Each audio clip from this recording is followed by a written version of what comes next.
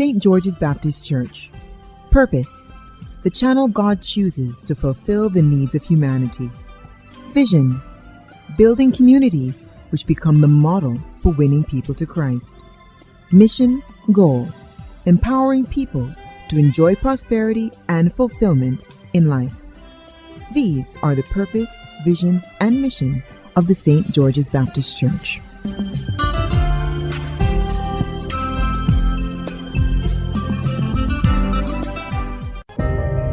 At Bailey's Funeral Home, we understand the pain and grief you experience when you suffer the loss of a loved one. For years, we have helped thousands of families get through that difficult time by providing professional funeral services to meet their unique needs. Whether your choice is cremation or burial, call us or come into our new facility on the Carenage and meet with our arrangers in a spacious and comfortable environment. Choose from a wide variety of quality coffins and caskets with prices from as low as $1,900. At Bailey's Funeral Home, we believe that no one should feel overwhelmed and anxious about funeral expenses. So when it's time to plan a funeral, join a burial society or make pre-arrangements when service and cost matters. Call Bailey's Funeral Home at 440-2558 or visit us at baileysfuneralhome.org. Bailey's Funeral Home, still providing the perfect tribute any family can afford. Country code, the largest distributors of poultry, frozen food, dry goods, they got plenty, the best quality.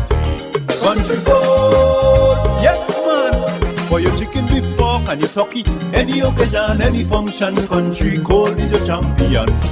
Throughout Grenada, Carrigu and Pity Matnick, any meat you want, name it, Country code got it. Mega cold storage facilities, Country code. What's on your barbecue grill for your party? Country code, that's right. And when it's time to feed your family, Country code. Meeting your needs since 1969.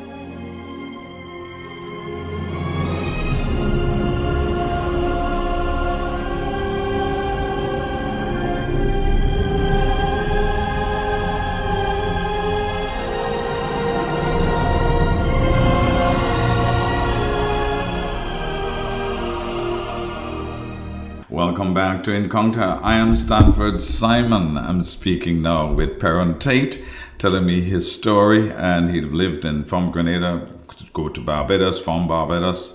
He head on to Saudi Arabia. Now he's leaving Saudi Arabia and heading off to Malaysia. He'll tell us that story. All right, so Perron, here you are.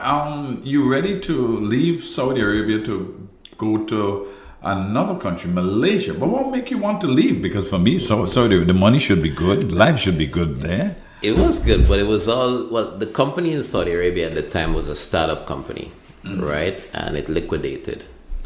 So it went bankrupt. And at those days, there was a lot of obstacles in establishing an airline back then. So I had to leave forcefully. So I came back to Grenada. And I got an offer to go to Malaysia. Now, the interesting thing is that my boss, whom I worked for in Barbados, he had moved to Malaysia. So he recommended me to his boss for a role that was advertised. So he knew I was leaving Saudi Arabia to go back home at the time. So he reached out to me. He said, listen, we have this position. I'm like, yeah, no problem. Just like that. Just like that. Just like that. And I came home in February or March 2013, and by June of the same year, I was in Malaysia. What was life in Malaysia like? Well, I often tell people this, right? In Malaysia, I did the good, the bad, and the ugly, right? It was experience for me, and that's where everything really came together. With what I learned in Grenada at the airport, that's where it's all gelled into my role in Malaysia. So I work with AirAsia in Malaysia. So in the first year, I was dealing with system administration and supporting airline systems. In the second year, I was in managerial role in terms of operations improvement. So you're looking at the inefficiencies, looking at policies, procedures, developing SOPs, and seeing where there is inefficiency in the operations, whether it be from a ground handling, whether it be from an operations back end, whether it be interactions with other internal departments, and working with them to iron out and to have a seamless process. So that was one of my founding role there as well in AirAsia. And then after 2 years, I moved into another senior role, which was to manage the entire 330 fleet. When I talk to 330, I'm talking a wide body aircraft the size of Virgin Atlantic. Whoa. And that's where it started growing even further for me. So there I was managing that operations with a fleet of about 22, 23 aircrafts. At that time, we were flying to Saudi Arabia, we were flying to Iran, we were flying to China, Australia, and flying to Japan as well, even New Zealand, Auckland as well. So we had a multi destination type of operations, and did that while I was there. Through friends, through colleagues as well, I was recommended to go back to Saudi Arabia in 2017 to start an airline. This time it was the same airline that I'm working for. They were starting their own low-cost airline, the like of JetBlue, Spirit as well. So like, okay, it's government. It wouldn't fail compared to my past experience where it was non-government, so it was private. I'm like, okay, no problem. When do I need to be there? So you went back? Yeah, went that back to what year? 2017. Went back there February 2017. At that time, my mom had a stroke, so it was another challenging startup again in Saudi Arabia. When I arrived there in February 2017, she passed away in April the same year, so I had to come back for emergency leave as well. And established the airline. It took me 3 months to set up the entire airline operation, get it going, employ staff, get systems configured, get operations. So you was pretty much in charge of helping to set up the airline? Yeah. I was actually in charge of the entire operation. So part of my... In Saudi Arabia? Yeah. So part of my responsibility was to set up the operational control center, and that means procuring systems, getting the resources, and implementing the policies, the procedures, everything. And that's an experience that I had from Grenada, working in ground handling, so I know what operations is like on the outside on the tarmac. And from AirAsia, we're working in the back end with operational improvement. So it all came together now to establish this operations control center in Saudi Arabia, and I did it in 3 months. In 3 months. Let me ask this question. You speak, they speak Arabic there. How did the language barrier? Well, aviation is English, right? Yeah, aviation is English. Yes, there is the Arabic. I do understand some of the things that they're saying. In any foreign language, there are some words that you can pick up very easily, and these are the common words. So once you can understand one or two words, you can understand the entire statement of what they're speaking about. And the Arabic language is pretty lovely.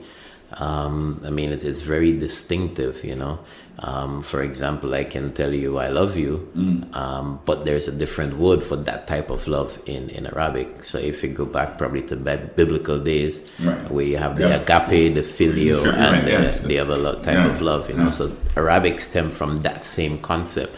If you say love to your wife, it's not the same love to a brotherly love. And to a friend, exactly, a family. To a friend, a family member. So it's that same concept with the language as well. So everything is distinctive, Like I would say Habibi, which is my dear to a male person, and Habibti is to a female person. So there is that distinct, whether you're speaking to a male or you're speaking to a female. But you cannot say that to any female because it would sound more intimate. You get what I mean? So you have to be careful what you say and as well. When you say it, exactly. And who you say it to. Exactly. Okay. Coming from a culture where we just say anything, So to a culture now where you have to be careful. You have to be political with your words. Right. That time, so that second time into Saudi Arabia was totally different. You remember what it was 5 years ago and going there 5 years after, it's a total change. Explain that to us, Right. because I know at one point, but the young man, what's his name? Crown Prince MBS. Crown Prince MBS, and I knew that he locked up everybody. That's how, in my head, that's all I remember. That happened, I think, in 2018. That happened, In right? 2018. 2019, around Right. that era. So at that time, I was still in Saudi Arabia when that happened. Yeah? I was still in Saudi Arabia when that happened. And when he became the Crown Prince, his role was to recover and build a new system. A system where you can trust the system and a system where it's fair. Right? And from my personal experience, he did just that. Right? If you were defrauding the government, he will hold you accountable. Right? And that's what he did. To persons that defrauded the government and defrauded the royalty, he held them accountable because they have done it for X amount of times, right? They were family members, they were friends, but he had a mission. He was non-partial, and he had a mission to recover what was stolen from the government. And he recovered billions of dollars. Billions. So what was that like? I mean, at that time you were... Well, you couldn't speak about it. You can't speak there. There are some things you just could not say. You have to be careful, and still is today in Saudi Arabia. There's certain things you just cannot talk at anyway. There's certain things you cannot talk in the open. There's certain things you cannot mention in the open. It's not like in Grenada where we go on social media and we blast the government, or we blast the prime minister, or we blast the minister of education, or we blast these other persons. No, if you do that in Saudi Arabia, you are held accountable. You either will be arrested or you would be in serious trouble. I know of friends that were arrested, who disappeared. And I don't mean disappeared in life, but we have not seen them on social media. We have not heard from them. We can't get in contact with them. And when these sort of things happen is because you have done something that you held accountable for. It can be 5 years ago you have done it. Wow. If they call up to it, you're going to be held accountable. Wow. So you are saying that the system is much fairer now than it were then? Well, I wouldn't say it was much fairer than it were back then. What it is that there is transparency, there is accountability, and there is persons held responsible if you were to go otherwise. And that's what the government is. Well, I would say government. That's what the royalty, the royal is doing now more than what it was back then. Explain to us the difference between when you was there in 2011 and when you went back. Well, what's the difference? So back then in 2017, 2018, I think that was the same time when Trump was in power as well.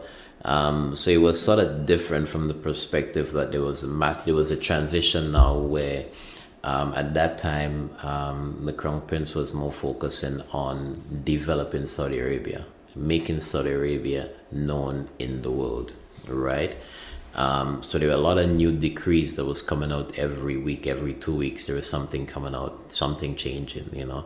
One of the decree that came out at that time was the Mutawwas are no longer needed. Right? The Mutawwa, I mean the religious police. So you don't see them anymore. That was one of the biggest change. I mean, he faced a lot of criticism for it, but the place is still a controlled place.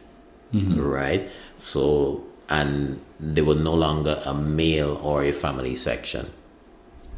It was done away gradually. It was done away from that decree that was released back then, because you want to attract tourists, right? You want to build on tourism, right? So you have to do a lot of changes. You know, then women drivers came into play in I remember in that. 2018. That was a big thing. Yeah, you know. I think back then, I can't remember. I think Trump probably made a visit back in 2018. Yes, he did. And they were dancing. I remember that exactly. was so thing. Right. I mean, and those were Saudi Arabia then, right? And I kid you not, I left in 2018, went to India. Right. My boss in Malaysia moved to India, and he's like, okay, you got the airline certificate, 4 fly a day now. I need you to come and work for me in India to do some more ops improvement, more on your previous role that I did in Asia. I'm like, okay, no problem. So you moved from Saudi Arabia I to... moved from Saudi Arabia to India. What year you did that? That was 2018. 2018? Yeah. Wow. So I left there in 2018, went to India. I think I came home for a short vacation and then went back to India. What is life like in India? Ooh, life was tough in India. Explain. It was tough. It was tough in India. There's a vast difference, gap, I should say, between the rich and the poor in India. Right? Leaving from work to where I live, which was a society, right? That journey between there. Well, when you say the society, the gated community. Gated community, right? That journey between the society or the compound and the work, you can't stomach it. Poverty, the poverty that you see, the pollution that you see, the dumps that you see. So my car that I had back then, I was not a driver. I had a driver, personal driver. It was all dark. I didn't want to see outside. You see on the newspaper during the winter season, because I was living in North India, so they experienced a sort of like a winter as well.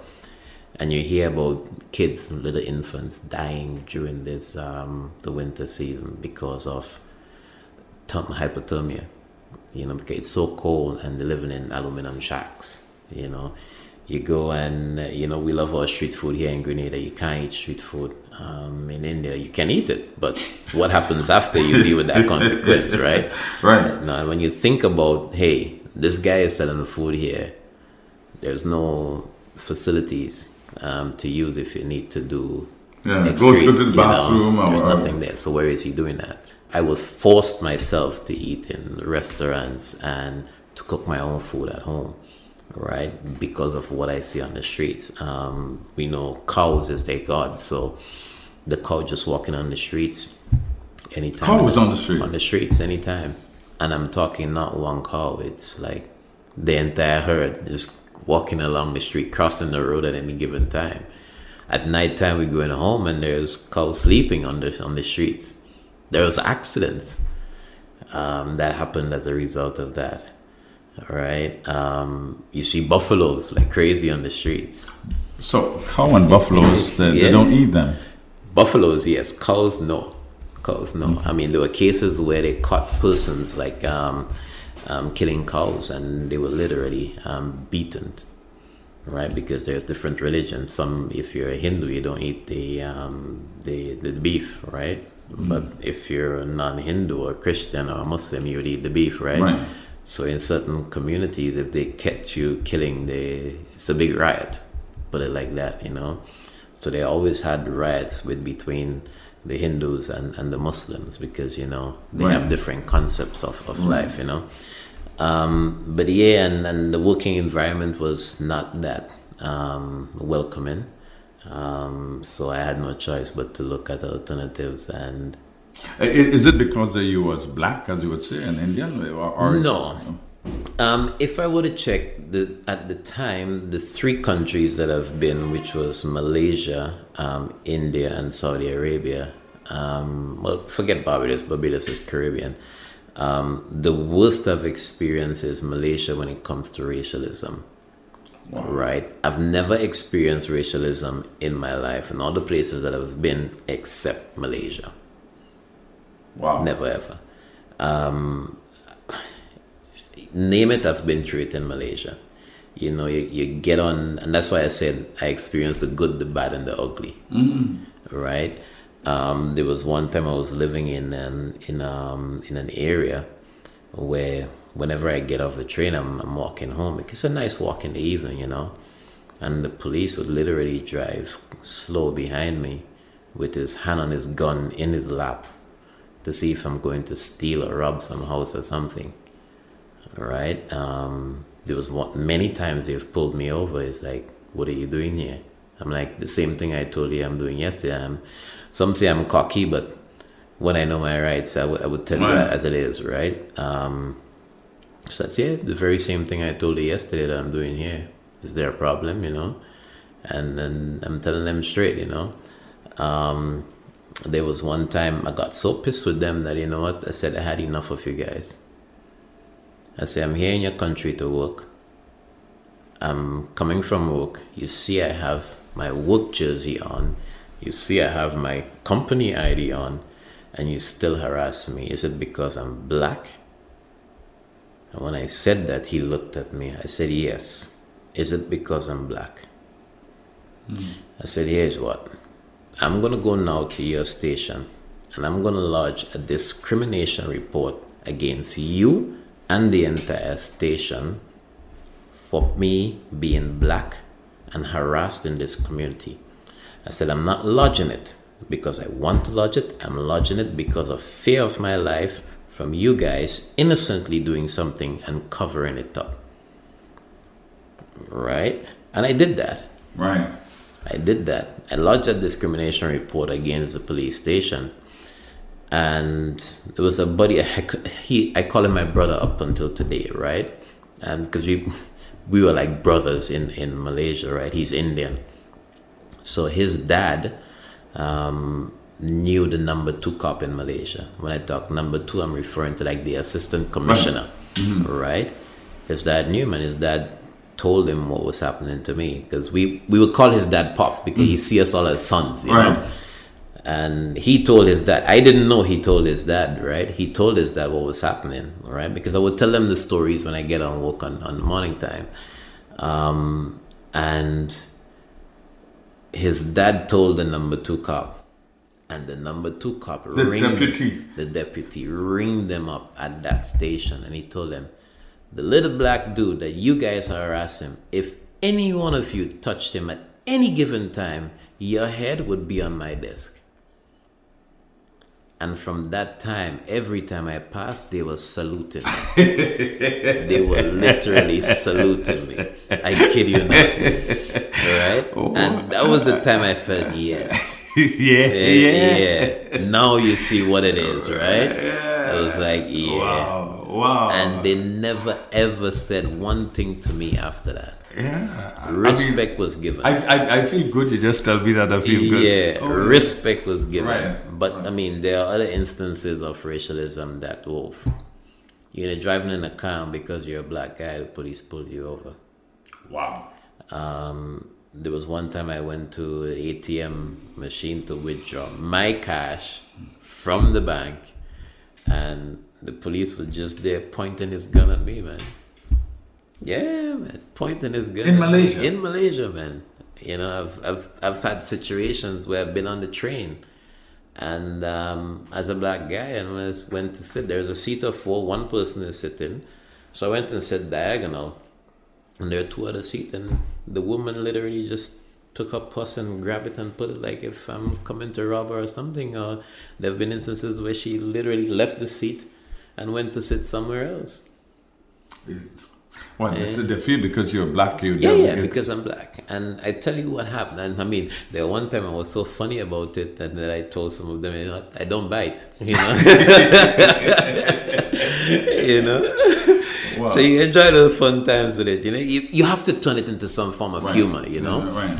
I mean, and as I told some of them guys that I'm a black person, I can't change that I'm black. I can change how I react. Right. I have control of that. I can't change your perception of black people. I don't have control of that, right? And that's what we were speaking about the last time. The things that I have control of, that I would change. Right. But what I don't have control of, then I let it be, right? I cannot change it. I cannot change the system. I cannot change a country. That's a very good way to think of it. Exactly, you know. And when I sit and realize it, what used to happen is that there are a lot of Nigerians and students coming from Africa going into Malaysia, right? And how the system was then after 1 year, they don't go to school anymore, and the system is not properly tracking that. So they commit fraud, they get into drugs, they get into ripping off people, fake marriages, all sorts of things were happening back then. And these are black persons. So every black person had that stigma with them. Okay. So there was a reason. Exactly. So if you're black, you're automatically a Nigerian. Right? I mean, there was one time we had a health fair in Eurasia, and the dentist or one of the health practitioners were there, and they're like, I have glaucoma. I'm like, what do you mean I have glaucoma? Yeah, people from Africa. I said, miss, I'm not from Africa. Yeah, from North Sudan, from that sort of. I said, do you know geography? I said, can you find the Caribbean on a map? Can you find Grenada on a map? Do you know geography?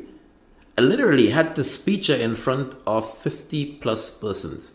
Wow. A doctor. I had to speech her off. Because she just conclude you're African. Yeah, she just conclude that I'm African. And I literally ripped into her to the point that she was embarrassed for the entire health practitioner seminar that we were on. All right. It was a health fair, I think it was, yes, at AirAsia's HQ. Wow. Yeah. So you and then you left Saudi and went back again because you. So I went. So we had 2018, 2019, right? So I left. So I'm in India at the time. So I left India, and I had an option. I had about 3 or 4 options. Options to go to Fiji, options to come back here to Grenada, option to go to Iraq.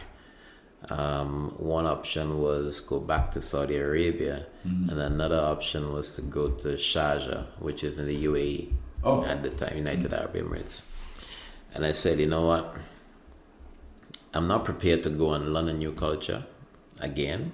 So that ruled out Iraq. It ruled out UAE at the time.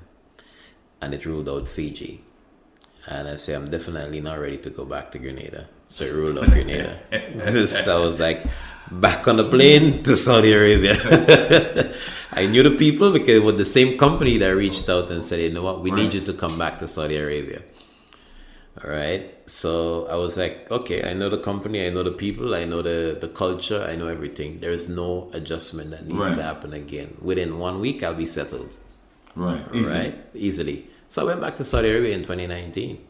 And what was it like there when you arrived back? Totally different. After 1 year, it was just totally different again. There was more developments. There was more laws coming in that changes the way that things were governed in Saudi Arabia.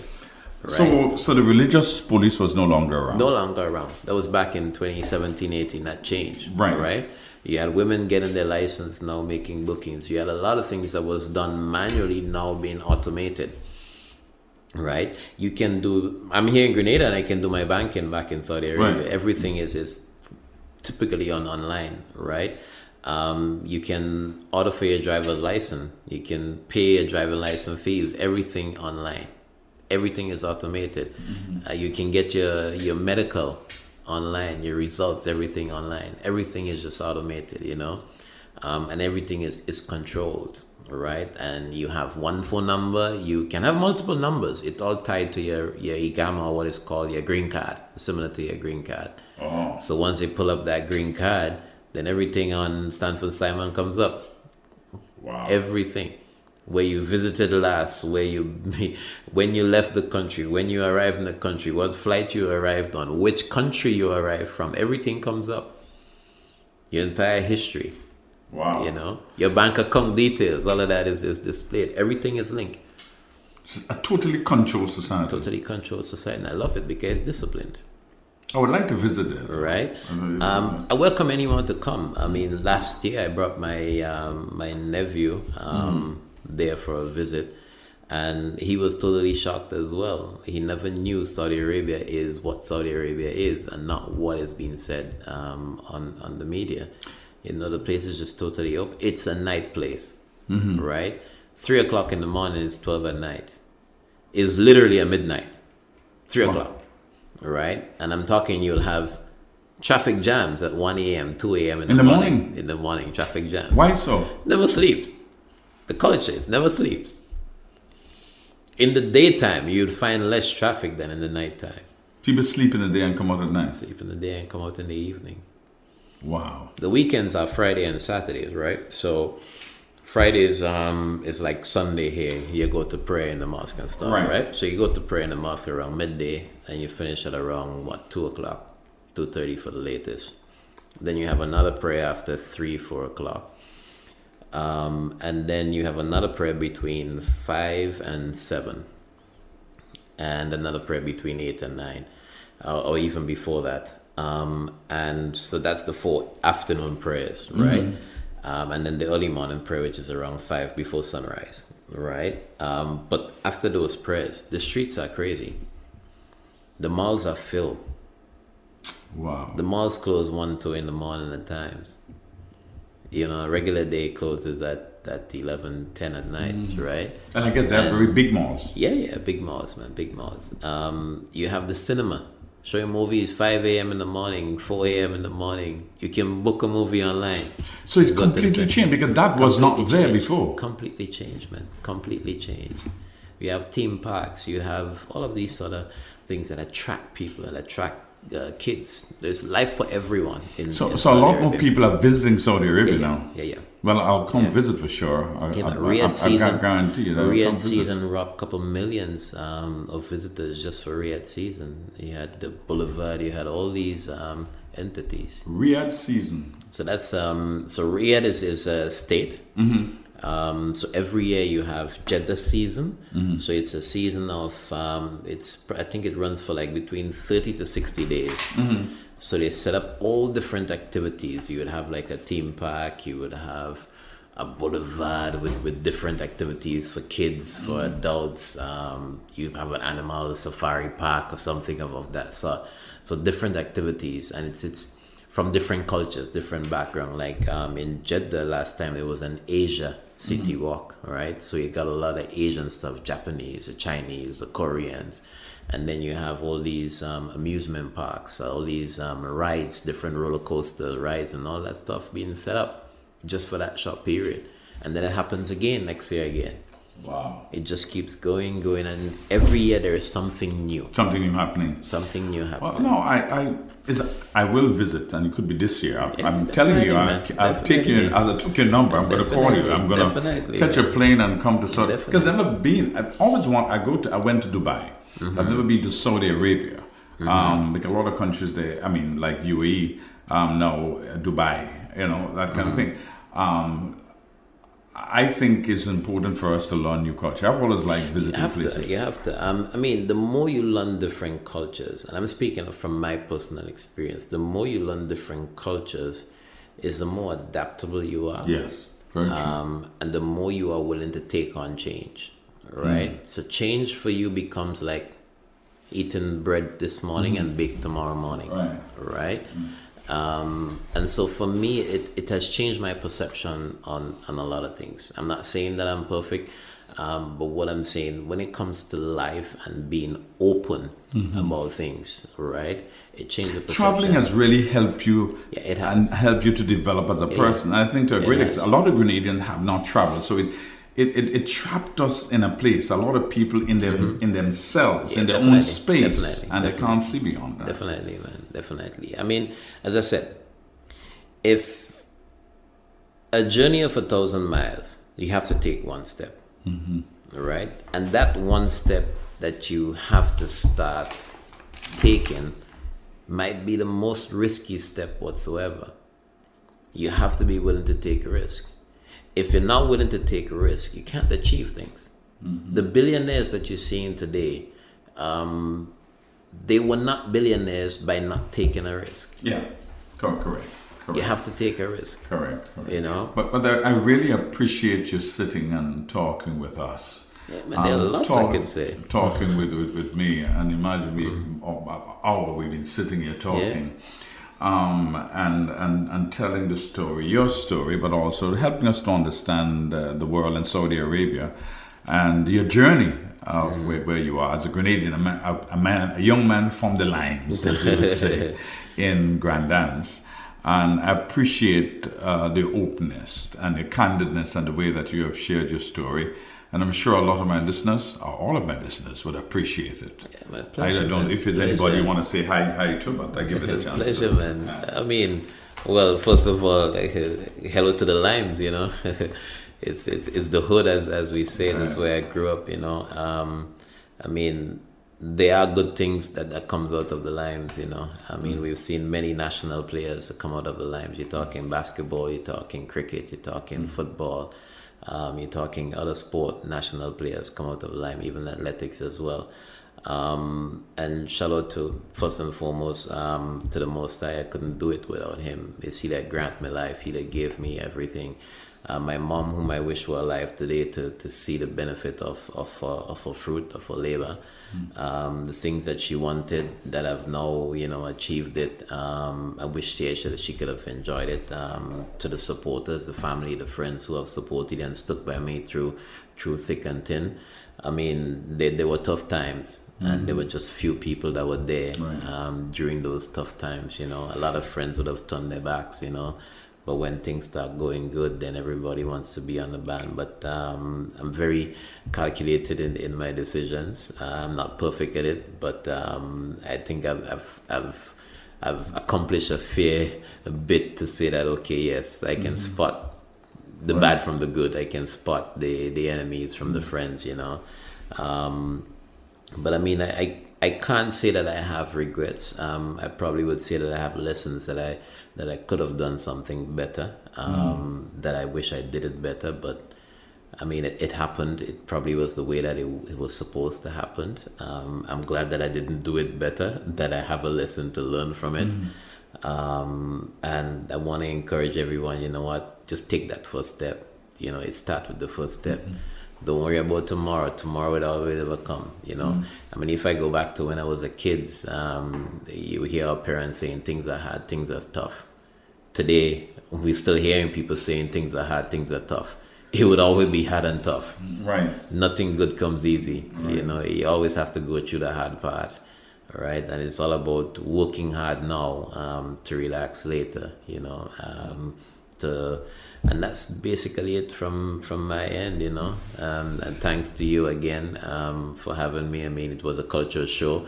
I was just there enjoying some culture that one friend introduced me to you, and then the conversation started, and here we are today, you know. That's what we met down at the Monrouge event we had there, the Pure Grenada concert. Again, and our church is one that think outside of the box, and we do things different. Most churches will not do what we do. Right. And as a pastor, I think if you expose people, the more you expose people, the more they're knowledgeable, the better decisions they're able to make, and not be nominated, or what I would say, persons who find that themselves being dictated to the way they should think or behave, and don't have a mind of their own. I think every person should have a mind of their own and be able to share their own thoughts and make their own decisions. I may not like the decision, I may not agree with the decision, but at least you're able to say, not because the church or the pastor or your teacher or your mother or your father say so. I believe you should have the intuition and the knowledge base to speak for yourself as a pastor. And I do not believe that religion should control people. I think a relationship with God should control people. And that's what I believe. I mean, you look at it in a marriage as well, is the relationship that controls the marriage and the strength of the marriage, right? If you have a good relationship with your partner, you'll have a strong marriage. If you don't have a good relationship, it weakens. You wouldn't have a good, you know. So well said. It's all about relationship, and a relationship with the right people. You know, if you want to be a major, you got to start lining with the major. You can't expect to be a major and lining with the minors. No, you have to change that mindset. You know, you have to change. Well said. Well said. Tate, I appreciate your sharing. I appreciate your coming here. And Perron Tate from the Limes in St. George's has traveled from Grenada to Barbados, to Saudi Arabia, to Malaysia, to India, back to Saudi Arabia. And visit ever so often between Grenada and Saudi Arabia. You know, live in Saudi Arabia. Correct. And I want to assure you I'm visiting Saudi Arabia this year, 2025. I'm going to call you, I'm going to look at the month, and I'm going to make the time, I'm going to come visit you in Saudi Arabia. Looking forward, man. Thank you so much for sharing. Pleasure being here. All right. To all my listeners, wherever you you are, sit down with Perron Tate there from the Lions and talking to him about his life and his travel. And it was a very interesting discussion. I've learned a lot from him, as you have shared. I'm sure that you have learned too. But Saudi Arabia, we don't know much. I've always wanted to go visit Saudi Arabia. Now I have a partner that lives in Saudi Arabia. So you know what? I'm going to visit Saudi Arabia. I'm going. Any listeners want to come to Saudi Arabia? Free to come. Welcome. You can get a visa in 3 minutes. In 3 minutes. Online. Wow. A lot have changed. That used to be a whole long story. A long process. Now that has changed. 3 minutes, and it comes with the insurance policy.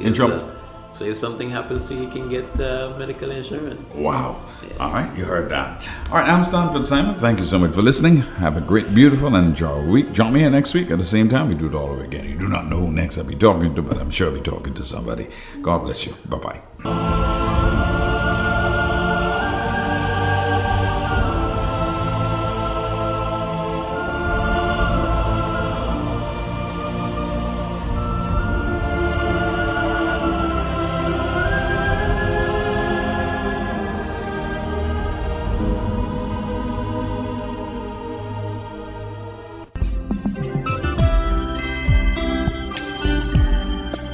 St. George's Baptist Church.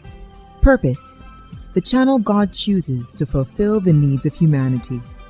Vision: building communities which become the model for winning people to Christ.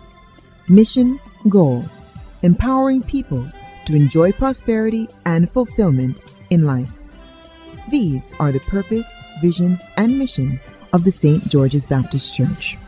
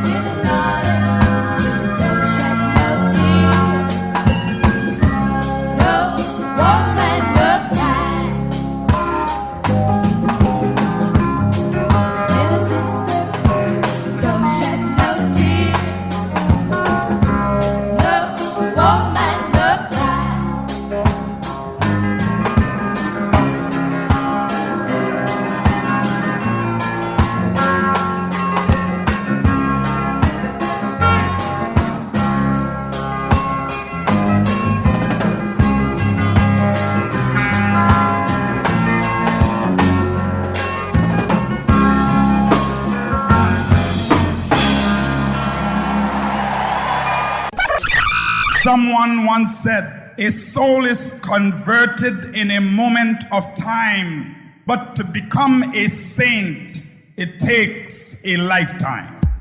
Come on. When I wake up in the morning, love, and my heart is filled with pain, I love me.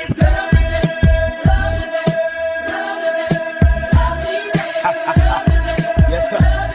Yes, sir. And sometimes Imagine me loving what I see when the mirror looks at me, 'cause I imagine me. what is the inner pain that you are feeling and no one knows, no one understands, no one sees? Bless the Lord, oh my soul, oh my soul. Worship His holy name. Sing like never before. Oh my soul, I worship Your holy name. The joy of the Lord is my strength. Yeah, yeah, you are my African queen. Ooh, Lord, ooh, Lord. Just like the sun, light up the earth, you light up my life. The only one I ever see with a smile so bright. Hey, and just yesterday, you came around my way. You changed my horse in way with your astonishing beauty. Oh, you couldn't make a brother sing. No ordinary thing, a supernatural being. And no, you are brighter than the moon, brighter than the star. I love you just the way you are. And you are my African queen, the girl of my dreams. You take me where I've never been, yeah. You make my heart go ting-a-ling-a-ling. Oh, you are my African queen, the girl of my dreams. And you remind me of a thing, and that is the African beauty. Yeah, yeah. Ooh, you are my African queen. Oh Lord, ooh Lord. Out of a million, you stand as one, the outstanding one. I look into your eyes, girl, what I see is paradise. Hey, you captivated my soul. Now every day I want you more. Now I cannot deny this feeling I'm feeling inside. Hey, no one cannot take your place, you cannot take your space. That is a fact I cannot erase. And no, you are the one that makes me smile, make me float like a boat upon the Nile. Girl, you are my African queen, the girl of my dreams. You take me where I've never been. You make my heart go ting-a-ling-a-ling. Yeah, you are my African queen, the girl of my dreams. And you remind me of a thing, and that is the African beauty. Oh, oh, yeah, yeah. Oh, you are my African queen, and I know, oh yes I know. You are my African queen, and I know. See I know what I am feeling in my heart and in my soul. Oh, I know that it's His love, and I know that this love was surely sent from up above. 'Cause you're the only one that I think of. You are my African queen, and I know that this means that you're the only one that I will serve. I'll give you my heart, my love, my body and my money. Every other thing you think of. In a man who could think of anything better than you, who could think of ever hurting you. Sacrifice my all, I'll give it all to you. You are my African queen, for real. You are my African queen, the girl of my dream, the girl of my dream. Where I've never been. Oh, nah, nah, Ting-a-ling-a-ling, oh Lord, you are my African queen. You are my African queen, girl of my dream. My African, you remind me of a thing. Oh, that is the African. So black, so beautiful. I love you, I love you, I love you, I love you. Munyemo, I love you, I love you, I love you. Munyemo, I love you, I love you. Oh yeah, my African queen. I love you, I love you. Jesus is calling. Can you hear me now? Can you hear me now? Can you hear me now? Jesus is calling. Can you hear me now? Can you hear me now? Can you hear me now? Wow.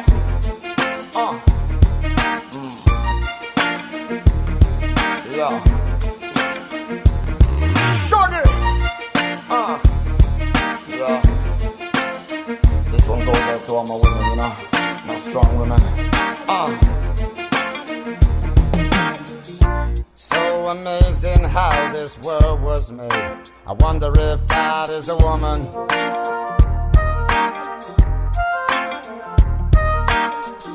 The gift of life astounds me to this day. I give it up for the woman.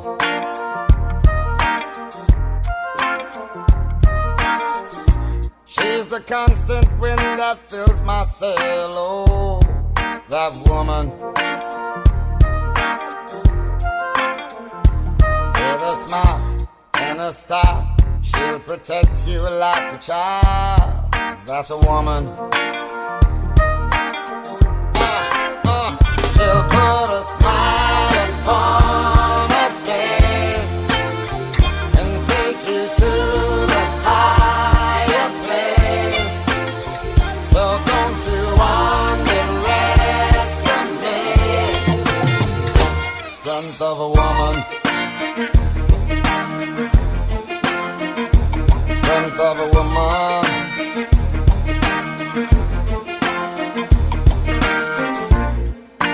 Woke up this morning, I got up with a scent of a woman.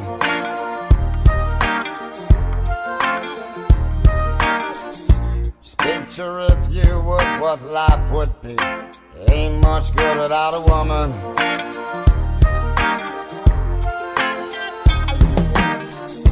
She can nag and be a constant pain. Oh, that woman.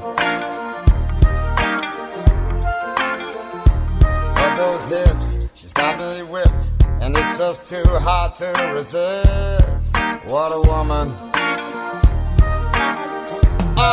Hey, she'll put a smile upon her face and take you to the higher place. So don't you underestimate the strength of a woman. Of a woman.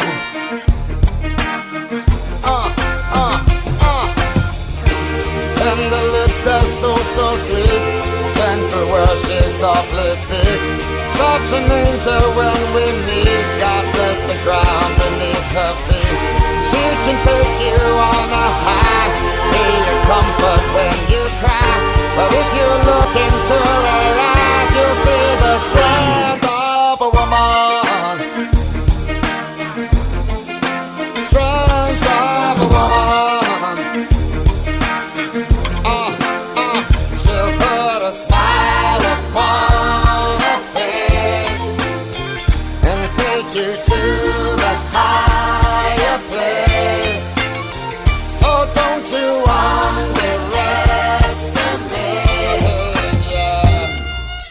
Strength of a woman.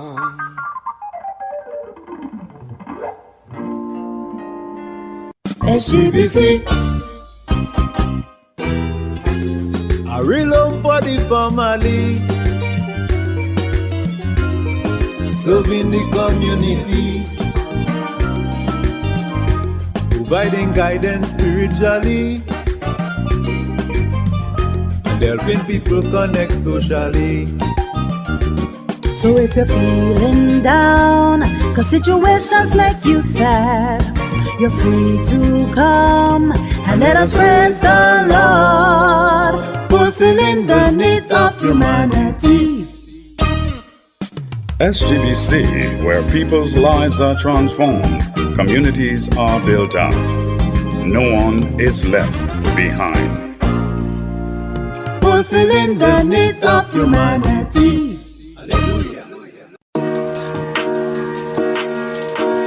Grenada, we are back! The St. George's Baptist Church and the Ministry of Health, in collaboration with the Grenada Medical Mission Team, will be here from March 10 to 13, 2025.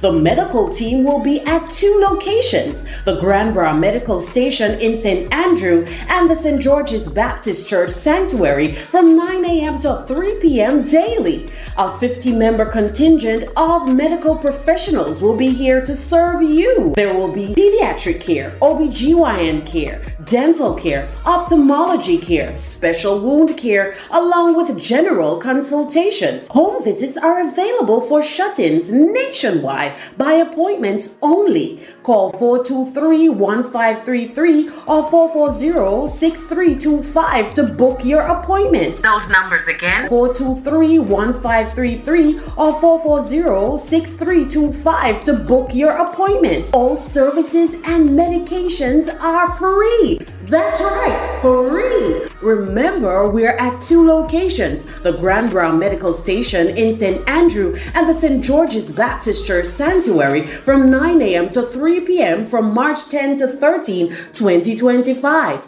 Your health is your wealth. At St. George's Baptist Church, no one is left behind.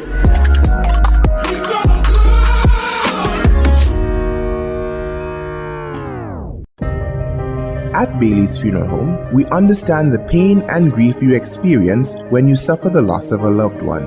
For years, we have helped thousands of families get through that difficult time by providing professional funeral services to meet their unique needs. Whether your choice is cremation or burial, call us or come into our new facility on the Carenage and meet with our arrangers in a spacious and comfortable environment. Choose from a wide variety of quality coffins and caskets with prices from as low as $1,900. At Bailey's Funeral Home, we believe that no one should feel overwhelmed and anxious about funeral expenses. So when it's time to plan a funeral, join a burial society or make pre-arrangements when service and cost matters. Call Bailey's Funeral Home at 440-2558 or visit us at baileysfuneralhome.org. Bailey's Funeral Home, still providing the perfect tribute any family can afford. Country code, the largest distributors of poultry, frozen food, dry goods, they got plenty, the best quality. Country code, yes man, for your chicken, beef, pork and your turkey, any occasion, any function, Country code is your champion. Road Grenada, Carrigu and Pity Matnick, any meat you want, name it, Country code got it. Mega cold storage facilities, Country code. What's on your barbecue grill for your party? Country code, that's right. And when it's time to feed your family, Country code, meeting your needs since 1969.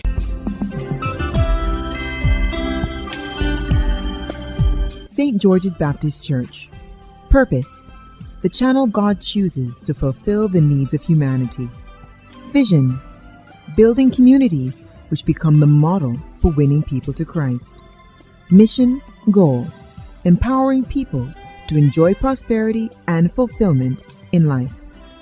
These are the purpose, vision, and mission of the St. George's Baptist Church.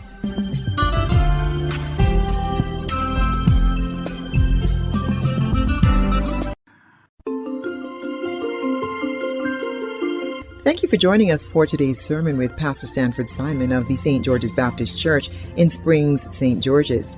If you're looking for a place to worship, you have a special invitation from Pastor Simon to join us at 10:15 on Sunday mornings or online at sgbcgrenada.com for our live broadcast. Here now is Pastor Stanford Simon. Shaping the Future. It's the title. I want to read a few verses from the book of Nehemiah. I want to read from verse 11, a few verses. Nehemiah heard about the fall of his city, Jerusalem. And he got together, he go to the king, he was sad, and the king saw the sadness on his face. He asked, "What happened to you?" He said, "Man, my city is in ruin." And the king said, "Ask, whatever you need, I will give it." And the king so give him. And so he set out to go back to his city to rebuild. And these few words I read from the book of Nehemiah, chapter 2, from verse 11. "So I came to Jerusalem and was there 3 days. And I arose in the night. I and a few men with me, I told no one what my God had put in my heart to do at Jerusalem. Nor was there any animal with me except the one on which I rode. And I went out by night through the valley gate to the serpent well, and the refuse gate, and viewed the walls of Jerusalem, which were broken down, and its gates were burned with fire. Then I went on to the fountain gate and to the king's pool, but there was no room for the animal under me to pass. So I went up in the night by the valley and viewed the walls. Then I turned back and entered by the valley gate, and so returned. And the officials did not know where I had gone or what I had done. I had not yet told the Jews, the priests, the nobles, the officials, or others who did the work. Then I said to them, "You see the distress that we are in, how Jerusalem lies waste and its gates were burned with fire. Come, let us build the walls of Jerusalem, that we may no longer be reproached." And I told them of the hand of my God, which had been good upon me, and also of the king's words that he had spoken to me. So they said, "Let us arise and build." Then they set their hands to their good work. Shaping the future. Bill Gates, Oprah Winfrey, Walter Disney, Nehemiah, Sir Royston. How many of you have heard these names? Just show by the raising. How many have heard any of these names? Just show by the raising of your hands. Thanks. Most of us, one way or another, have heard these names. How many of you know something or have heard something about these persons' names? One thing I believe, and I'm sure you will agree with me, they have in common is their success. But with their success were many failures and disappointments to arrive where they are. Bill Gates originally established his reputation as a co-founder of Microsoft, the world's largest PC software company, with Paul Allen. He has held the position of CEO and chief software architect for many years, until he said, "It's time for me to retire." He traveled across the world doing many things and giving away a whole lot of money. Gates is one of the best known entrepreneurs for his personal computer revolution that he created. Gates has been criticized for his business tactics. However, he also authored and co-authored many books. This man in himself has earned the right to be, to do, and to become who he is. There is no doubt in my mind that Gates has lived his life in a very unique way that many persons may not agree with, but he is successful. Nehemiah, few people are familiar with the biblical figure Nehemiah, and yet he was instrumental in rebuilding and re-establishing of Jerusalem in the 5th century BC following the Babylonian exile. This man was at peace in his place of rest in the kingdom of the king. In the midst of it, God ministered to him. When he heard that his city was burned down, he was asked to go by God to rebuild his city. As governor, Nehemiah says that he did not take advantage of food and land allotment that were allowed to him due to his office. So he had integrity. He didn't do like some of the politicians who taking backhand deal. This man was honorable. He did things the correct way. In Nehemiah,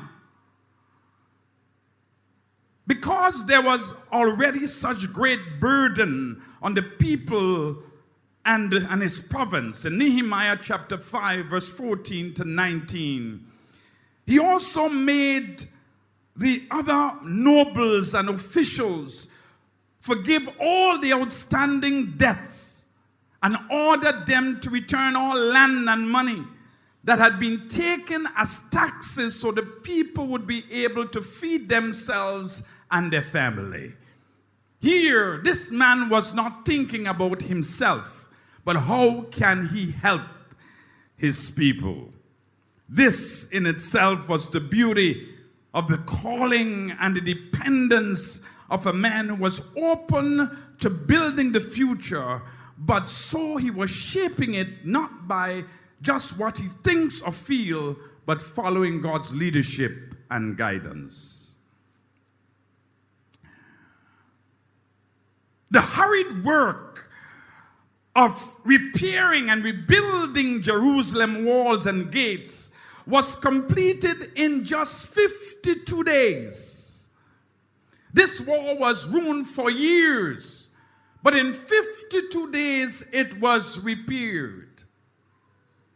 For 65 years we have been building this movement called the Credit Union here in Grenada. There was toil, there was hurt, there was joy, but it was built, this wall was built with Sanballat and Tobiah planning to destroy the wall and saying if a fox was to jump on the wall, it would tumble down. In the midst of his dedication and commitment to rebuilding the walls in Jerusalem, there were opposition. In his attire as a man representing the king, he had that responsibility to do so with great confidence because he was under the authority of the king. He asked the king for a letter that he would go and so rebuild the walls.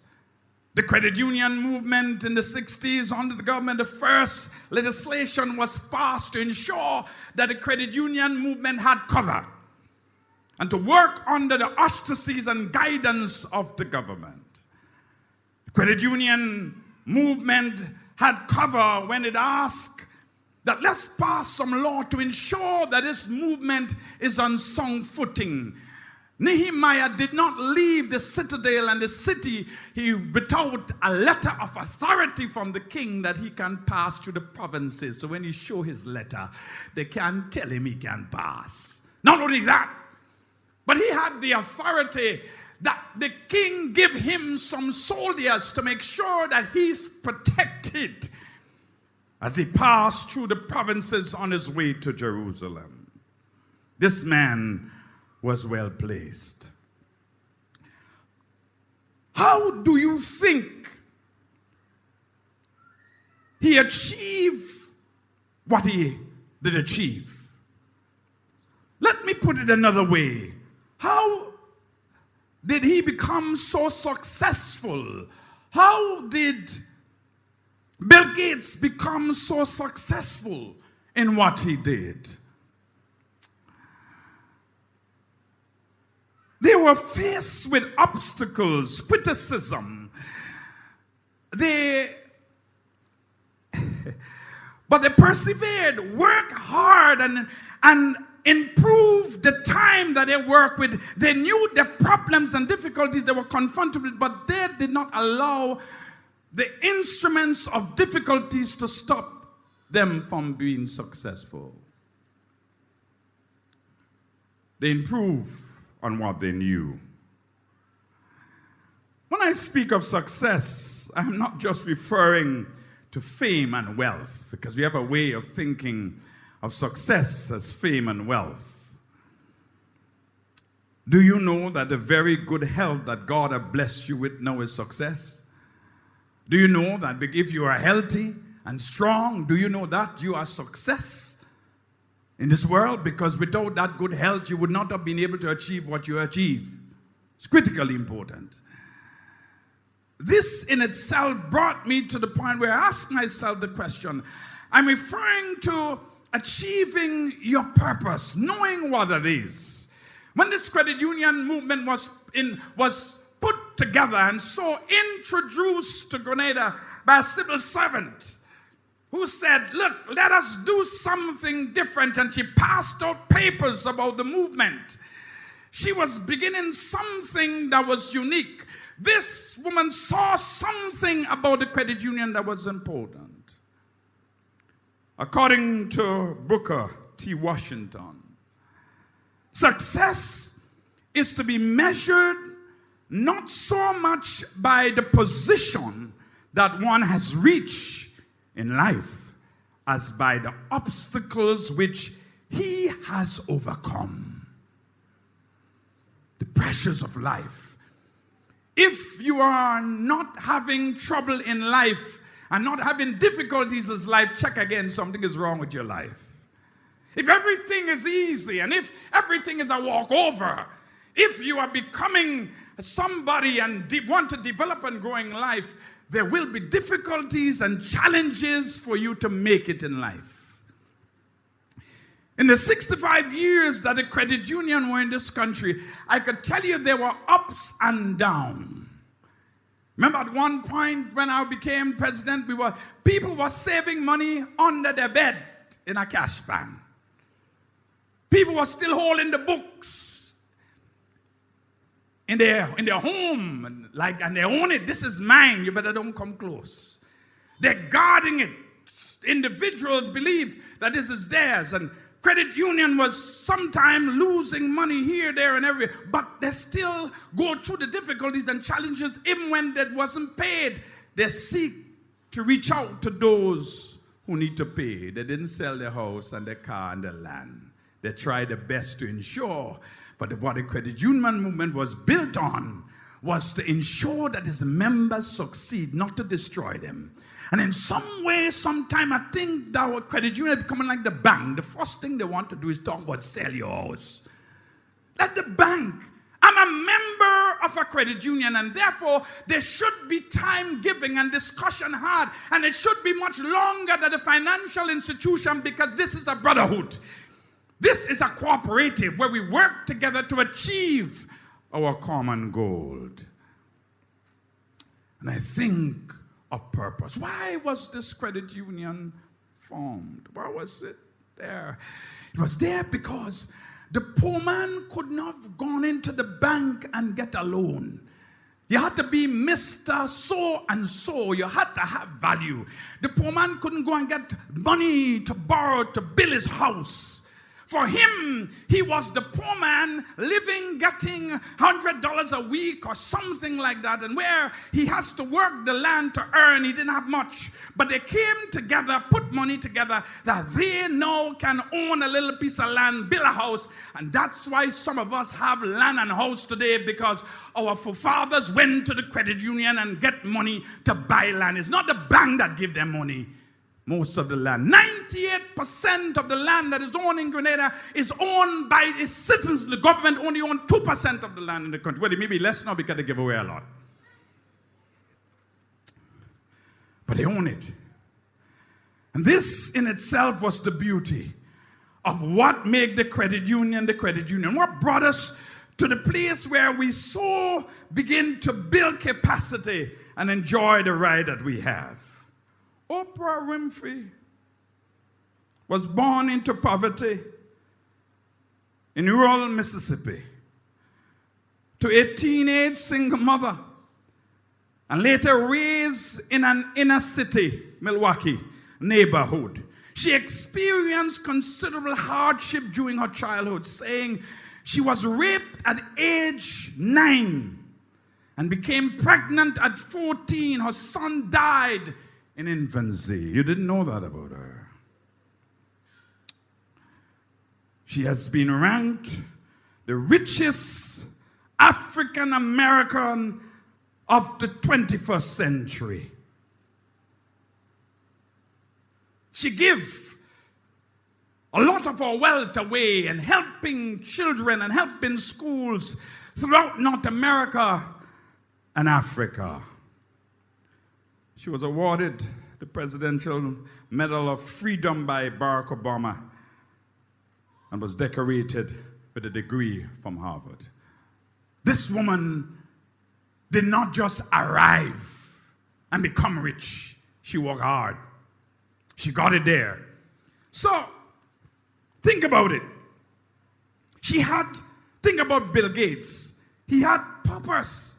He wanted to achieve something great in starting in a garage and build capacity to be able today to become one of the wealthiest men in the world. Think of Oprah Winfrey. Come from a single mother. Most of us are. If I ask all of us to put our hand, I show a majority of people here was raised by a single mother. She was raped at the age of 9. Had a child at the age of 14 but lost it. Yet in the midst of that, with all the struggles being a black woman, she succeeded. What was the purpose of them? Why did they succeed? What happened? Because here it is that they were shaping their future by the inner city, and the place where they came from helped to shape their lives. Their future was shaped by their past. And they understand where they were and accepted who they are, and therefore build capacity to influence their future. Then you must know your purpose. Who are you? Who are you? Who am I? Who am I? There are many people who do not know who they are. There are many of you who do not know what your purpose is. You are alive, but you do not know why you are alive. Why were you born in the days of slavery? Why were you born 100 years ago or 200 years ago? Why is it that God allowed you to born in this country, Grenada? Why you couldn't be born in America or Trinidad or Barbados or in Europe? Why is it that God allowed you to be born here or wherever you are? Why is it that you are here? Who am I? Why am I here today? In understanding your purpose, you must understand these things about yourself. Asking the question, why am I here today? Why are you here this morning in this church? Why are you here listening? Why are you listening online? Why am I here? Is a question that you must ask yourself. Why are you here today? Why you were not 6 feet deep? Why are you not in the hospital? Why are you not sick with cancer and cannot talk? Why is it that you are not on crutches walking? Why are you here today? It's a question that you must ask yourself and answer. In understanding purpose, you must answer that question. What purpose you serve? What purpose are you serving? If you think of Bill Gates, he served this purpose. And serving it still, you think of Oprah Winfrey, she served her purpose. You think of Nehemiah, he served this purpose. What is your purpose? There are many people who are living their lives who are waiting to criticize Stanford Simon. In other words, Stanford Simon begin to start a little business, you then find a way to criticize him. Stanford Simon buy a BMW out of a little business, you find a way to look at him. He thief in the church money. You see a brother who was there doing absolutely nothing with his life, smoking, drinking, doing everything. He gave his life to Christ. He started a little business. God began to bless him. What you can say about what he come from the ghetto? We get that money from some drugs he pushing. But you did not see what he went through. You see her now being successful. She was a prostitute on the street, smoking and drinking. But now she's working in an office. And now she's driving a nice car that you now have problems with. Why is that so? You have problems because you have problems. What purpose you are serving? Because if you find your purpose, you will not waste time criticizing other people. If you know why you're alive, if you know why you're here, let me put it this way. I want you to understand me. The credit union, in the midst of its whole operation, was birthed out of a need to put people together who had very little. It found its purpose. It wanted to build people who had very little. And then it find its niche by building capacity. The credit union movement in 2005 had membership of 27,303, asset base of 160.4 million, 2005. Loan, $120.8 million.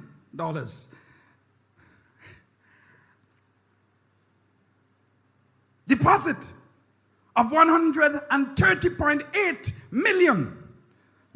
Shares, $7 million. Reserve, $7.5 million. 2005. We in 2022, that's how much years? About 18 years? The asset of the credit union in Grenada as December 31st, 2022. Total membership, 84,780. In 2005, we were just 27,000. We almost, our population about 110,000. More than 3/4 of the population. That's purpose. Cash in hand and in the bank. 166,652,793 Investment, $111,249,844. Total loans. Listen to this. Total loans, $908 million, almost $1 billion. 505046, almost $1 billion in 18 years. The credit union now in the position, fixed asset, $80,944,847. Other asset, $33,163,854 million. That put the total asset of the credit union movement today at $1.3 billion in Grenada. You know we have so much money.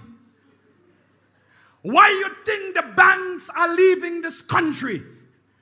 Because the credit union has grown and developed and has become of its own. It has found its purpose, but some of you want to destroy it. The credit union has found its purpose, and so the reality of the capacity in finding its purpose, it has delivered to the Grenadian people a product that is unique and special, and therefore we must guard it after 65 years, because some middle class who did not know about it and who come in now and want to come and steal what the poor people have built. Listen to me. The middle class who did not, them bourgeoisie and them. Now we have amassed to 1 billion, and now we have become so satisfied, the regulator and the government. You have a regulator sitting there, Samatonia. They don't want to come, and they want to come on boards, and they want to sit on boards, and they want to make decisions for the credit union. And they want to leave the poor man out, who now didn't have education. He didn't go to Harvard. He didn't go to school. But he learned to manage the money small. That's why it have grown big. And a lesson to you to understand that you do not have much to become wealthy. Shaping your future starts with you where you are. It's important that you find your purpose, because the credit union here finds its purpose. Therefore, it delivers a product. If you understand your purpose, you will know why you are here. If you understand your purpose, you know why you are here, and therefore you're able to shape your future. Many persons are allowing, listen to me, many individuals, especially here in Grenada, are allowing other people to live their life through them. And let me explain. You try to do something, and somebody tell you can't do it. Or they start to criticize you. Or they start to find fault with you. Or they're trying to tell you what to do. Why? Because some of them has not achieved nothing. Them same people, listen to the radio and the TV, and the people who make the biggest set of criticism of people, what are their life, what they have achieved. But they're on radio and TV criticizing everybody. There are many persons who are living their lives criticizing persons, but they have achieved nothing. If you find your purpose, you must be driven by it. If the members of the credit union movement and our forefathers were timid about what they wanted to achieve, you and I will not have enjoyed the luxury of all these nice buildings and nice offices and beautiful vehicles that you're driving in. And you would not have been in the position that we are in within the OECS and the Caribbean. It has come with a price. Shaping your future means it starts with you where you are. Stop looking at other people and saying about their lives. Look at you, the big bulk of the plank that is in your eye. Look at it. Because unless we learn to clean out right where we are, we will not succeed. Shaping your future takes much more than saying, I am a credit unionist. Do you save in a credit union? No, people are credit union. I am in a credit union. They save for years. Then they turn up and they want a loan. I ain't credit union long, yeah. Like you're in church long, that'll make you go to heaven. You can be in church long, but that'll make you go be in church every day. That can make you go to heaven. Because you say your name on the books of the credit union, you are an inactive member. Start saving in the credit union. And then you could say, I am a bona fide member of the credit union. And nobody could touch you because you are bona fide. When you walk into the AGM, you can vote with authority. You can stand and speak with authority. You can raise your hand and say, point of order, Chairman. And they can't tell you that you have not paid up your dues. You have paid it up. Let me tell you something. In the Christian life, there are some of you who living your life and want to get to heaven, but you don't want to pay your dues. You want to enjoy the luxury of heaven, but you don't want to pay your dues down here. You don't want to live right. You don't want to witness. You don't want to come to church. You don't want to come to Bible study. You don't want to get involved in ministry. But I'm a Christian. When some of you die and you stand before God and you ask you, why should I let you into my heaven? God, I went to church. That's not enough. It must be a relationship. Shaping your future start now. This foolishness where people think somehow they have a right. I have a right. Because I belong to a particular religion, I have a right. That ain't true. Because I go to a particular church, I have a right. That ain't true. Because you go to a particular church every day. You go to church every Sunday. But I didn't give you the right to say that you're going to heaven. What gives you the right to get into heaven is a relationship with God. A personal relationship with God. Nehemiah understood for him to get to where he needed to in Jerusalem and rebuild the city, he needed the authority from the king. For you to get to heaven, you need the authority from Jesus Christ. There is no other way a man can be saved but through the blood of Jesus Christ.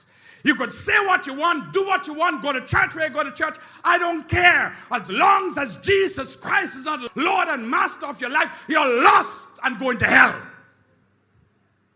That's the word. Church cannot save you. So know your purpose. Have a plan.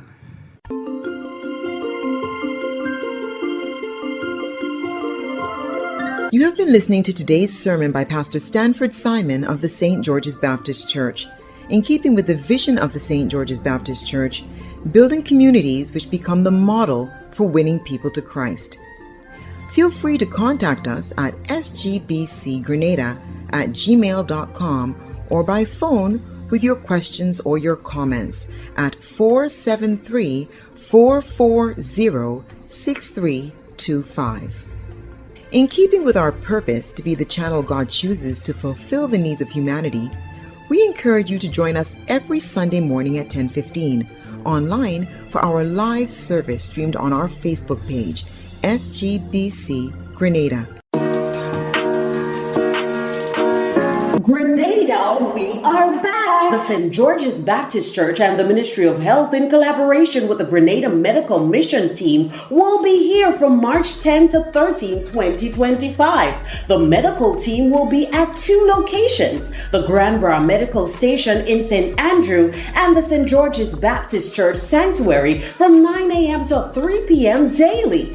A 50-member contingent of medical professionals will be here to serve you. There will be pediatric care, OBGYN care, dental care, ophthalmology care, special wound care, along with general consultations. Home visits are available for shut-ins nationwide by appointments only. Call 423-1533 or 440-6325 to book your appointments. Those numbers again, 423-1533 or 440-6325 to book your appointments. All services and medications are free. That's right, free. Remember, we're at two locations, the Granborough Medical Station in St. Andrew and the St. George's Baptist Church Sanctuary from 9 a.m. to 3 p.m. from March 10 to 13, 2025. Your health is your wealth. At St. George's Baptist Church, no one is left behind.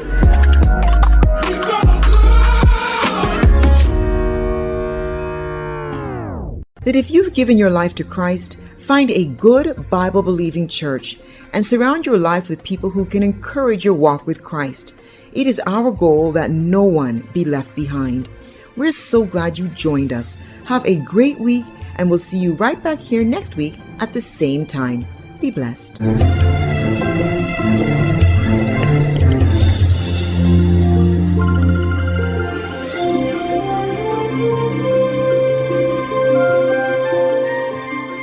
Jesus is calling. Can you hear me now? Can you hear me now? Can you hear me now? Jesus is calling. Can you hear me now? Can you hear me now? Can you hear me now? You judge a man by the length of his hair. You think we're foolish 'cause we're young. You took our hopes and replaced them with fears, with empty promises and makeshift care. You say that there will be freedom, yeah. The freedom to live as you say. Generation of vipers, what they always say. I know there'll be a price to pay, for the heavens will rise up against you. My Father's hand will bear your name. Hell on earth will be your playground, but a higher calling will bear my name. Yeah. A higher calling bears my name. I lust for love, don't deny me my due. I live and I breathe and I die like you. Never had much to give, still you took my respect for granted. Now you wonder why I say that I pay the price for the things that are free. Satisfying your need to be better than me. You said there'd be justice, but in later days I've seen the 7 ways you play. I've seen the 7 ways you play. For the heavens will rise up against you. My Father's hand will bear your name. Hell on earth will be your playground, but a higher calling will bear my name. Higher calling will bear my name. Oh, oh,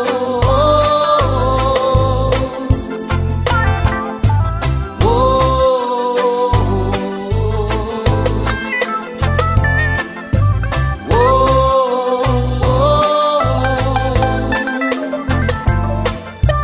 oh, when I feel there's nowhere to go and my best is nothing to show, there is the Almighty showing me the way, saying don't give up, it's not as hard as they say.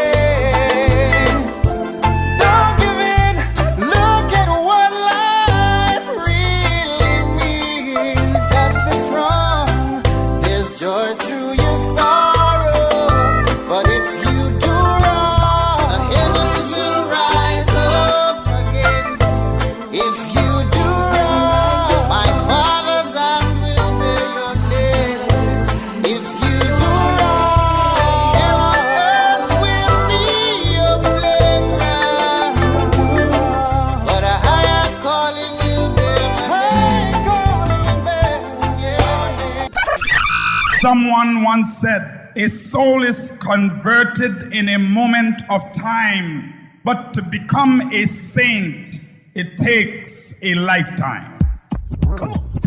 When I wake up in the morning, love, and my heart is filled with pain, A lovely day.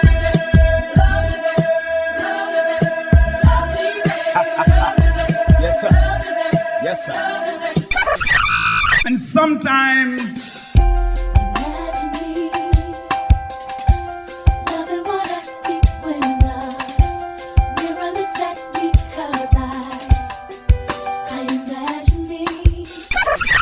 what is the inner pain that you are feeling and no one knows, no one understands, no one sees? Bless the Lord, oh my soul, oh my soul. Worship His holy name. Sing like never before. Oh my soul, I worship Your holy name. The joy of the Lord is my strength.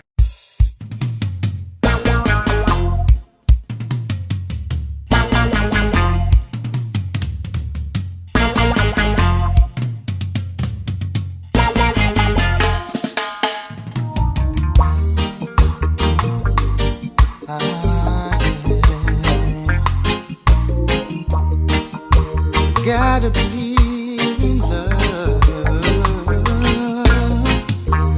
Gotta believe in love. Oh, yeah.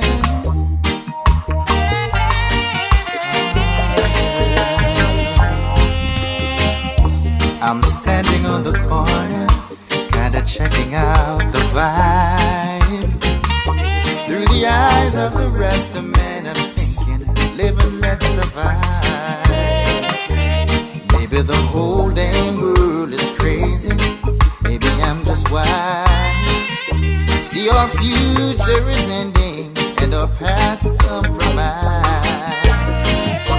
There's gotta be a better way to work things out. Spend some time with your brother, learn what he's about. We're all in this thing together. There's only one great voice for the rich man and the poor. And if hate is the disease, then love is the cure. There's only one great word for us all to share forever. There's only one great voice. People loving people, it seems so long ago. Now we're holding on to hatred, and love no longer shows. There is no peace of mind now that we're so cold. We've lost the gift of life that only love can afford.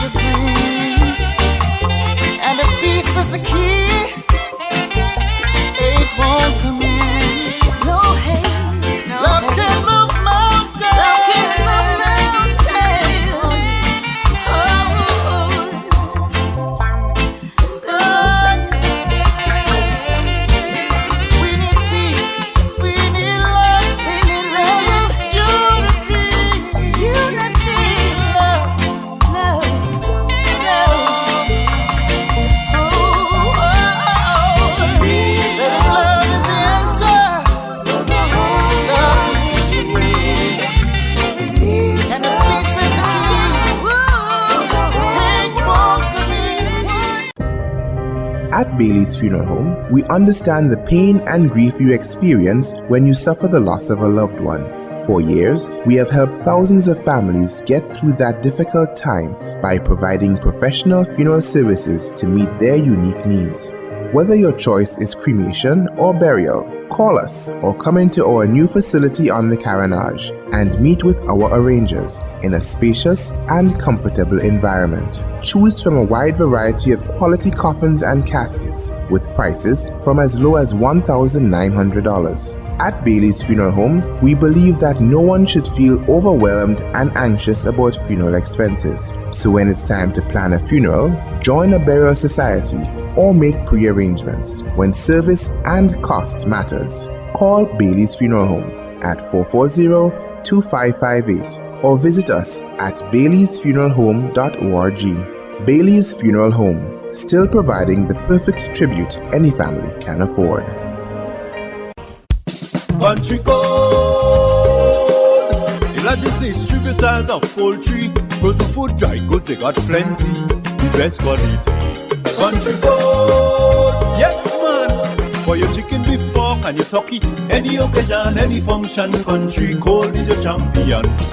Pure Grenada, Carrigu, and Pitimatic, any meat you want, name it, Country code got it. Mega cold storage facilities, Country code. What's on your barbecue grill for your party? Country code, that's right. And when it's time to feed your family, Country code. Meeting your needs since 1969.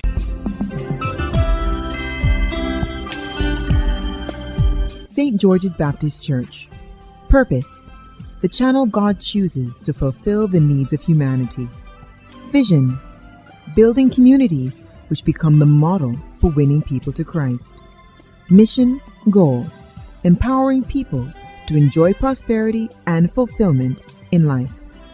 These are the purpose, vision, and mission of the St. George's Baptist Church.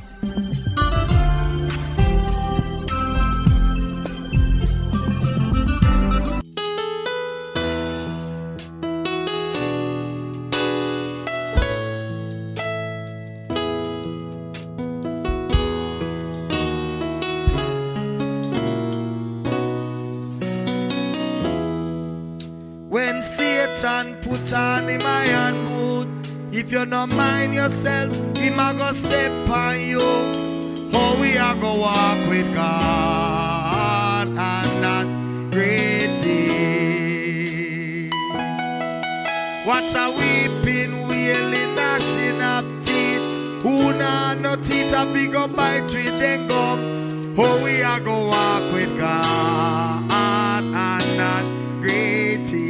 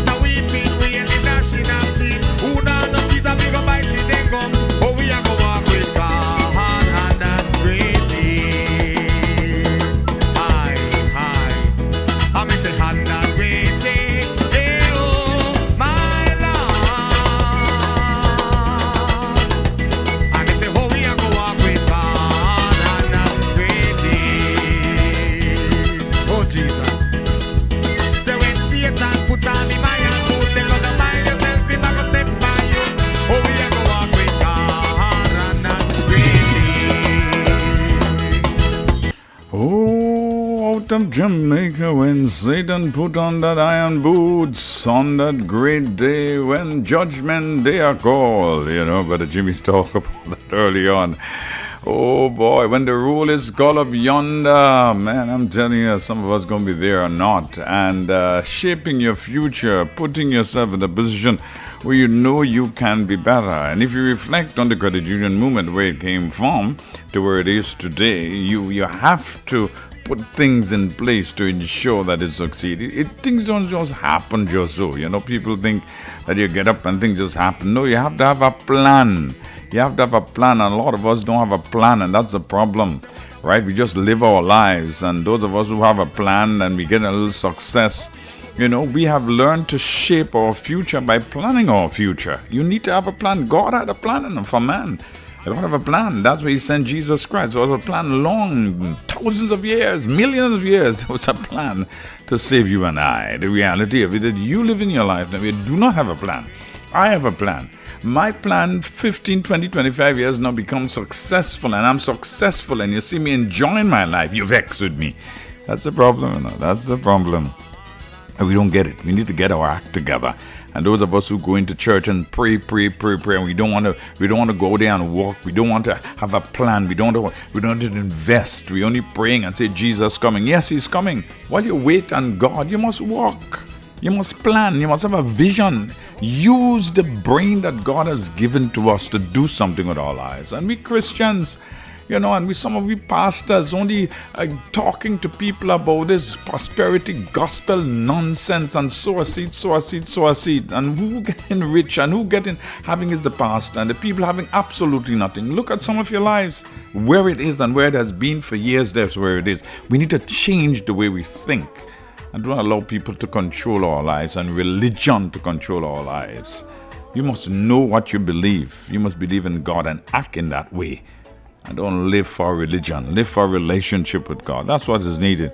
And so many times our country, our churches, our community, our homes are the way they are because a lot of churches have so indoctrinated the mind of people that they cannot see beyond their religion. And you don't want to work with other people and other religion, but you go to work and work with everybody.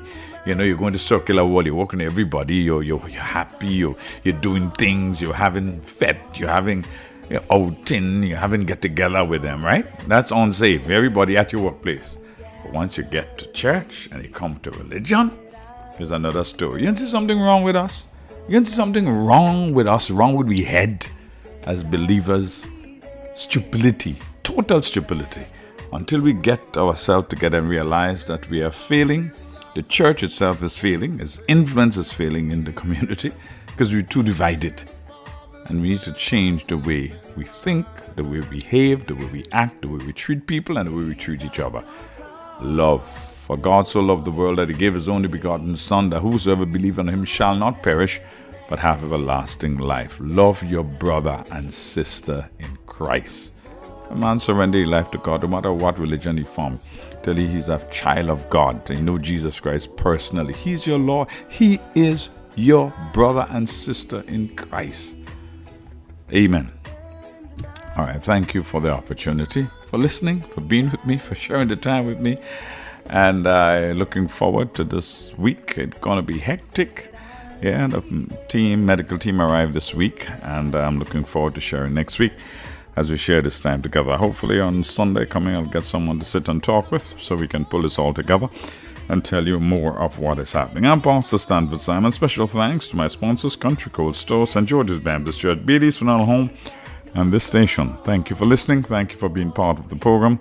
Thank you for the opportunity to share God's Word with you and share some great music with you and sermon and interview.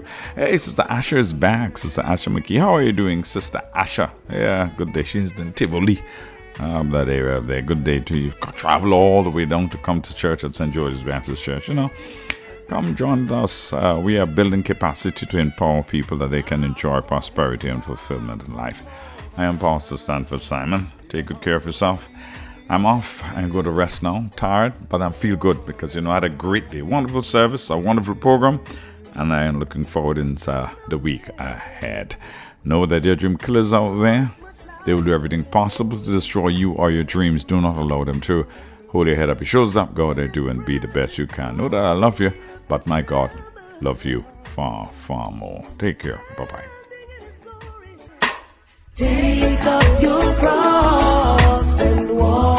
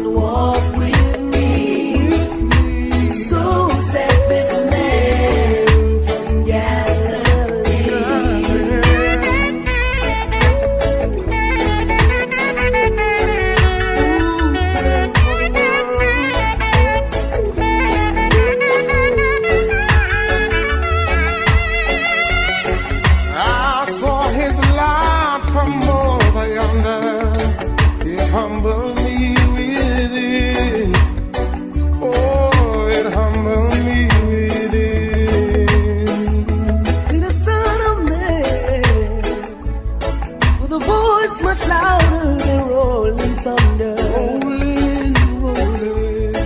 And His presence causing the earth to tremble.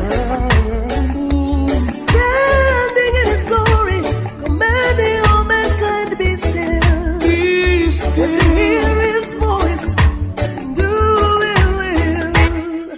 And take up your cross and walk with me. So said this man from Galilee. Said, take up your cross and walk with me. So said this man from Galilee. Said, take up your cross and walk with me. So said this man from Galilee. Everybody sing, yeah. Take up your cross. Take up your cross. Walk with me. So said this man. Come and talk with me. Come and walk with me. Come and talk with me. Take up your cross. Take up your cross. Take up your Take up your cross.